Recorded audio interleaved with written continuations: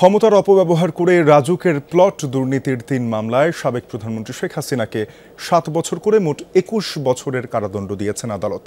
ঢাকার বিশেষ জজ আদালত ৫-এর বিচারক মোহাম্মদ আবদুল্লাহ আল মামুন এই রায় দেন।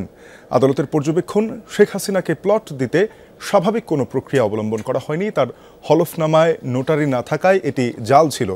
এই মামলার গ্রেফতার একমাত্র আসামি রাজুকের সদস্য খুরশিদ আলমকে ১ বছর কারাদণ্ড দিয়েছেন আদালত।